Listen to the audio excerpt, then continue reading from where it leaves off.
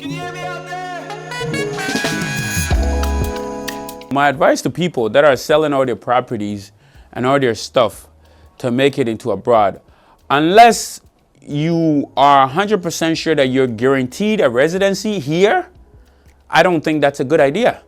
Because those type of properties and those things there are the reason why we're here in the first place to acquire, right? So now if you've already acquired them, and in order to have those, that means you're comfortable.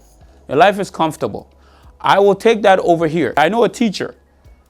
He was okay. He would complain that once in a while he wasn't getting paid and all of that, but at least he had his own place built. He had his wife, he had his kids. Everything was excellent for him. And yeah, he decided that he'll come here. He came here, now he works in a cold room. Cold room is they're packing meat. That is not the type of thing that he wanted to be. Every time he comes here, he actually complains about that, right? But then he sold all his whatever he had in Ghana to come work in a meat company? That doesn't make sense. My name is Kofi Chumasi Donko. What I do here is I manage this mechanic shop. I've been in Canada since 1998, basically over 25 years, a little bit over 25 years. Now, if you're gonna ask the question, have you been back? I've never been back to Ghana. So, never. For the past 25 years. The reason why is because I've been trying to establish myself here. And the reason mainly there's no motivation for me to go back because my mom is here, my dad is here, my brothers, everybody, the whole family is here. So left with only my cousins there, and when I send them a little bit of money, they're okay, and that's why I haven't really had reasons to go back. First job I did, at the age of 16, I started delivering newspapers. That was the actual first job. You just go around in houses in the evening, they'll come pick you up, give you a whole load of newspapers, and you just throw it at in front of people's houses who have subscribed to those newspapers. So that was my first job. Over here, before you finish school, they want to know what you want to do in terms of college or post-secondary, education, because that's what's going to bring you your career. When I first finished high school, I didn't know what to do. My parents pushed me, oh, you got to go to school, you got to go to school. So I told them, you know what, I'll go do anything. So I went and did police foundations, which is to become a police. But I wasn't really interested in that. Because even before I went to college, I went to something they call open house, which is to come and explore if you want to do a trade. And I was very interested in electrician, like in terms of home electrician. I was very interested in that. I went there, but I couldn't find somebody willing to hire me, to put me on their payroll at the same time to be able to do my apprenticeship in that. So I decided to follow my parents' idea and just go to college, do anything. I went 2 years, did police foundations, wasn't interested in, came back and went and worked in a factory, a temp agency, because I didn't have anything to do and I needed money. I was driving, I had to pay my insurance and pay other stuff. So I left that whole police foundation thing behind me. One day I was at home, I was doing nothing, I was tired because I had taken the day off. One of my friends called me and says, hey, my car is broken at a mechanic shop, can you come pick me up? Said, okay. I went there to pick him up. I asked the manager that was there at that time, he's also another Ghanaian man, and told him that I'm looking to see if he's, needs some help. Anybody that will be sweeping around and learning the trade little by little. He said yes. So that's how I got a start with him. And from there, it just keeps going up, learning. Decided that I wanted to make it a career. So over here, it's a requirement that you get a certificate or at least a license in order to run a shop, because the government wants to know who's working on the car and everything when it comes to safety. So because of that, I decided that I'm going to go to the school for it.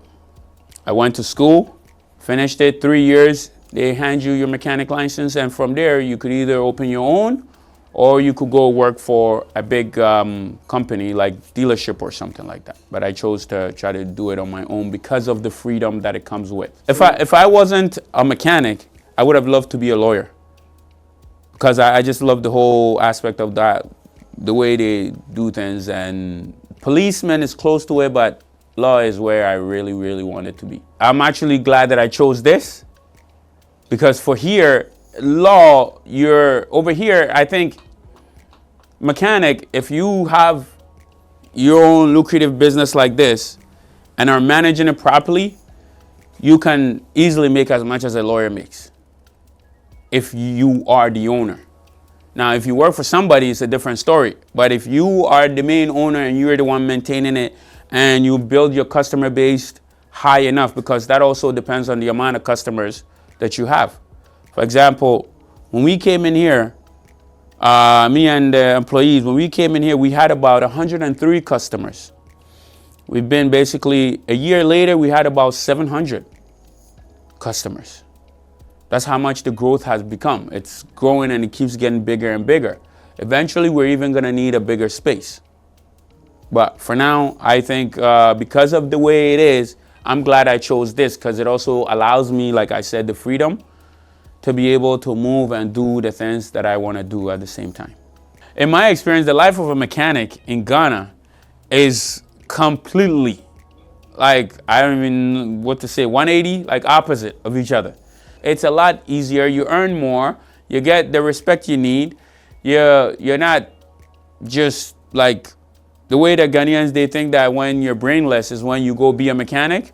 Over here, it's not. Over here, 85% of people in my trade fails the school. 85% failing rate. That's quite high for especially the first level. And so you need to be smart, because when you get into the school, they're not going to teach you how to change tires or how to do this. What they teach you is the theory of an engineer's point of view of how he created the car. So if you know how the car was created and made and every factor in it, you can also at the same time be able to dismantle it if you need to, in a way that it needs to be done, in a proper manner. Not just, and over here, everything that's put in a car is for a purpose. In Ghana, you come, they say, oh, let me take this, throw it away. It's not needed in Ghana. But everything has a purpose. If you want to come to Canada, I will suggest that you find a good skilled trade if you're coming based on visiting. A good skilled trade where somebody can hire you to help them out, earn something, pay for the lawyer fees with the money that you earn to try to make sure you're able to stay in the country. But if you don't have any of that, then at least also find somebody that you know here, or somebody that's willing to help you in every way, whether it be a company that sponsors you, your family members, or whatever.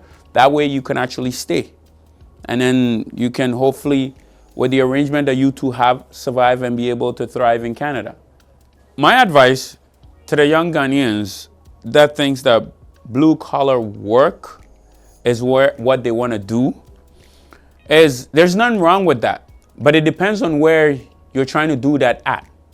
If you want to stay in Ghana and be a bank manager, there's nothing wrong with that. You'll enjoy life, you'll get your earnings, you do everything.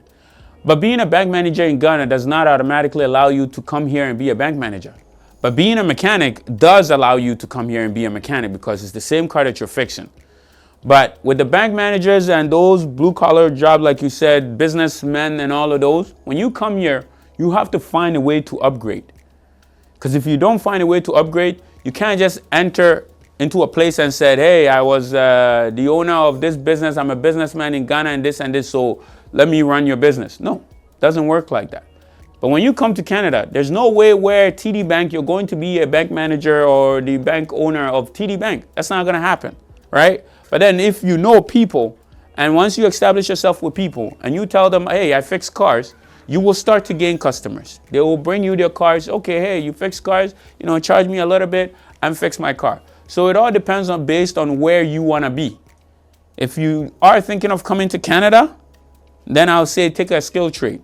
That blue collar work is not going to benefit you, and you will struggle a lot more to get back into what you used to do if that's what you want to do. But then when it's something like a, hands-on type of work, everywhere they need. The buildings are being built every day. Masons, drywallers. Those are the people that make the money, mechanics, because job is you always have work. There isn't going to be a time where you say, oh, you don't have work or anything like that, right? So to me, that's what I would say. Depends. If you want to relocate to to abroad, then you need to, you need to get a hands-on trade because it will really, really benefit you in the long run.